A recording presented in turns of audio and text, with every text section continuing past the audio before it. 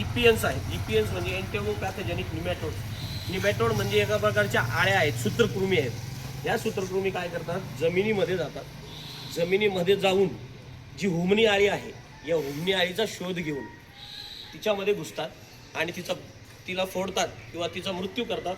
त्याच्यावर आपली उपजीविका भागवतात. म्हणजे हुमणी जर तुम्हाला कुठल्याही पिकामध्ये हुमणी लागत असेल, आपण आतापर्यंत क्लोरोपायरिफॉस बरेच प्रकारचे कीटकनाशकं आपण जमिनीमध्ये टाकतो आणि ते टाकल्यानंतर आपण जे त्या ठिकाणी बॅक्टेरिया डेव्हलप केलेले आहेत, जे जीवाणू आपण तिथं निर्माण झालेले आहेत, आपण वर्षानुवर्ष जे सेंद्रिय कर्ब टाकून तिथं तयार करतोय, त्या जीवाणूंची संख्या आपण पेस्टिसाईडने घटवतो आहे.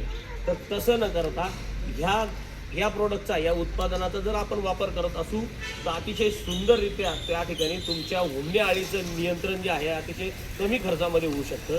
तेच आपल्या मक्या पिकामध्ये जर मक्यामध्ये आळी कंट्रोल होत नसेल तर तुम्ही ह्या स्नायपरचं म्हणजे एंटोमोपॅथोजेनिक निमॅटोड्सचं तुम्ही जर स्प्रे घेतला आणि पोग्यामध्ये जर ते टाकत असाल तर ती आळीसुद्धा या प्रोडक्टमुळे कंट्रोलमध्ये येते. ती आळी संपूर्णतः नाश होते. आणि याची एक विशेषता अशी आहे की तुम्ही दुसरं पेस्टिसाईड मारल्यानंतर पाऊस पडला ते धुतलं जातं आणि त्याचा प्रभाव कमी होतो.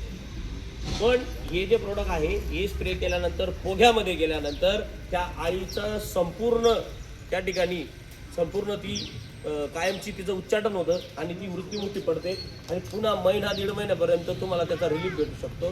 हे प्रोडक्ट ही एकदम कमी खर्चामध्ये आणि चांगल्या पद्धतीने बनवलं गेलेलं आहे. याचा सुद्धा वापर आपण आपल्या शेतामध्ये केला पाहिजे.